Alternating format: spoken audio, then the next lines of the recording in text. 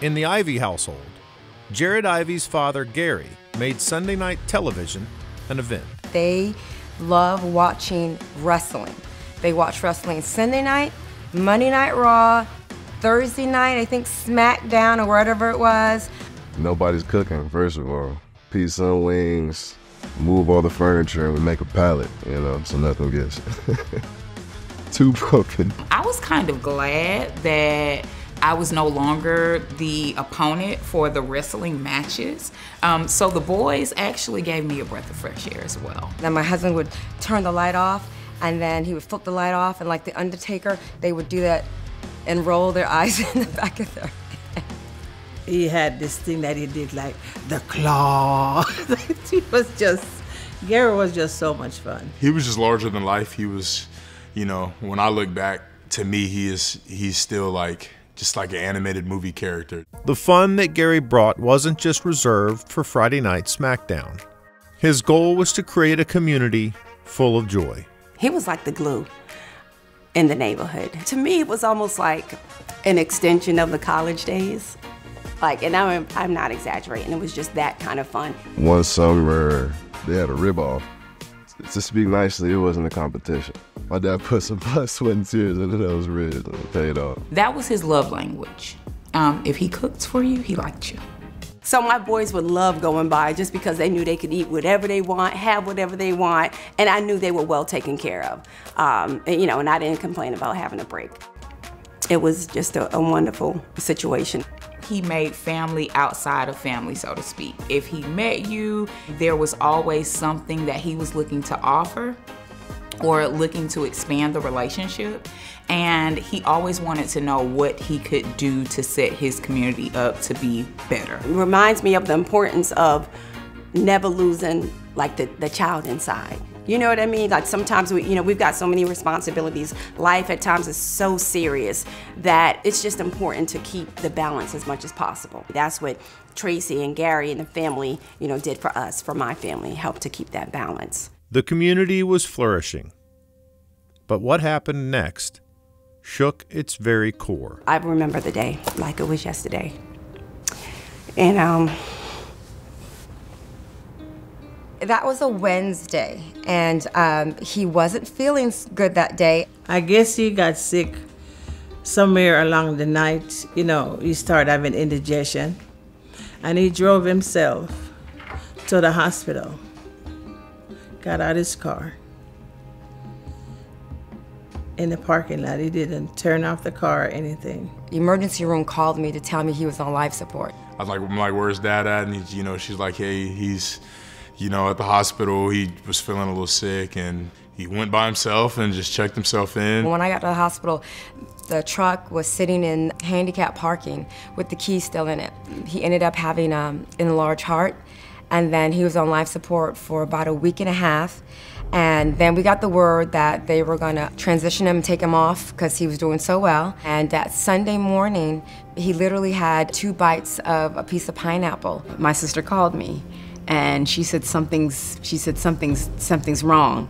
And I said, what? Because I just talked to her, and she said that Gary was eating breakfast. Then he couldn't catch his breath, and he kind of just looked at me, and he said, Garrison, Jared, and then they called the code blue. And I heard them call the code while I was on the phone with her. And by 4 o'clock that afternoon, my mom and I were in Atlanta. It was all just like a dream, and I was hoping that I'd wake up. But it was real. And Garrison had tears just rolling down his eyes, and I said, Garrison, what's wrong? And he said, if I could just talk to my dad for five minutes. And I'm telling you, that broke my heart. My heart was so broken.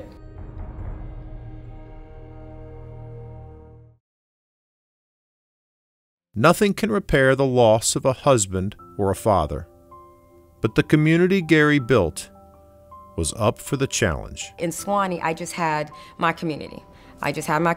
And those were, they were my family. It's one of those things where there are no words, that you don't know the right thing to say, but it was just important to me to just intentionally be there, you know, and help out however we could.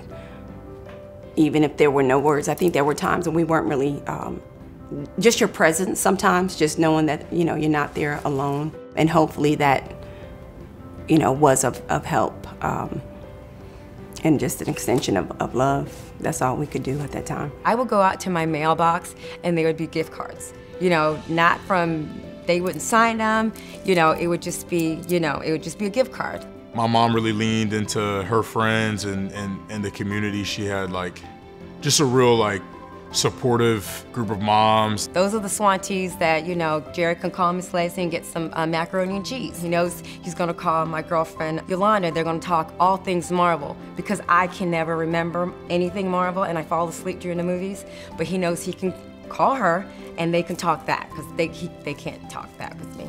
Have always just loved on me when I need it. And they're also, you know, parents of kids that I grew up with and some of my best friends just throughout my entire childhood. It made us know that she was going to be okay because she was surrounded by people who loved her, that cared for her, and they wanted the best for her and the boys. One of the things North Gwinnett did do, they said if we stayed in the community, one of the things I didn't have to pay was registration fees for any sports that they played, which definitely helped. First time that I actually remember meeting to her and talking to her was they were playing rec basketball for North Gwinnett. After practice, she had a Lincoln Navigator and it wouldn't start. So I had jumper cables and I said, well, you know, I'll help you jump. And she was like, well, you know, my husband used to take care of this stuff, but he's not around anymore. He passed away. And I'm like, wow, you know, I'm sorry, I didn't know that. I said, if there's anything I can do to help out with Jared, let me know. I'm coming back and forth to practice all the time anyways. Jim had no idea what those car rides would become. He talked all the time. He talked continuously. He talked a lot. We had a 3-question rule in the car.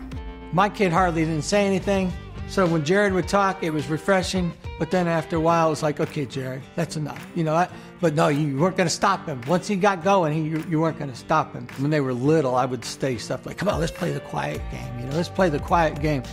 And Jared goes, blah, blah, blah, I lose, you know, that's just... And I said, well, you don't know, Jared, maybe there was gonna be a prize at the end. He said, what was the prize? I said, well, I was gonna give you $20. Oh, let's play again, let's play again. That wasn't just because JR and Jared was tight, it was more so, you know, Jim was sitting in a situation like, I can provide support here and that's the right thing to do, so I'm gonna do it. We were playing AAU basketball and it was Father's Day. One of the other players asked Jared, how come I never see your dad at the games? And Jared, you know, didn't even know what to say. He just broke down and cried. And, you know, like I can explain to the kid, you know, his dad passed away, but his dad's got the best seat in the whole house, you know. His dad really, you know, was that guy who, you know, I could count on to just help me become a better man and a better person and really prioritize me, you know, like I was his own son when it comes to athletics. The practice ride duo ran the courts and fields for North Gwinnett. That journey led to a new community. 3 weeks into it, I'm talking to him on the phone, and I just get a peace over me. A voice said to me, he's fine, he's good. I was like, you gotta show up. I don't know, you know, what position, you know, if you're starting. He didn't know, he didn't care. If it was a big game or a big moment, like you didn't have to worry about it. I was literally on a plane on our way to Jamaica, and the Wi-Fi was touch and go, and that last play hits. And I'm trying not to scream on the plane. Oh my God. I was like, I couldn't even get it out. And my wife was cracking up because I'm yelling at the screen yelling, J.I., look, he ended it. It's a free ball! Jared Ivey knocked it out for Ole Miss! So we got off the plane, and my sister was waiting for me, and we're like, ah! But somebody made the last sack. Yeah. Let's go! Just like all of us, right? We need that moment like, yeah, I can be a big time player in this conference, and I believe that was the one. And then Tulane last year, in the heat at Tulane, the heat almost took me out. Grabbed by Ivey, he's going down the sidelines. Big guy's gonna score a TD. Big man touchdown! Exclamation point, Ole Miss. Is that Jared?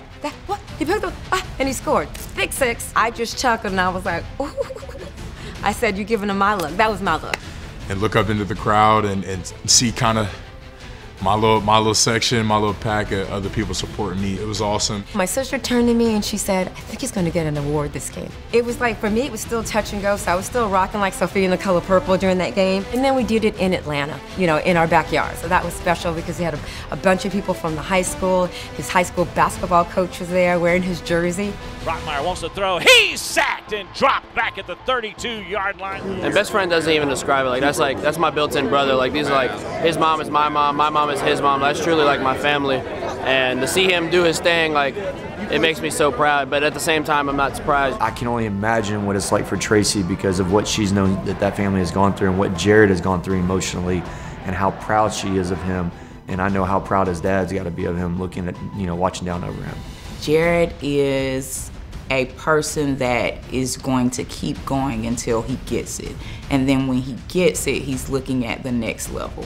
And that is my brother through and through.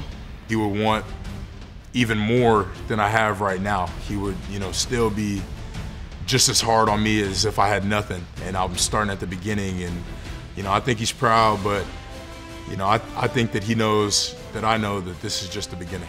No doubt Gary is proud of his son, but also the woman who masterfully held it all together.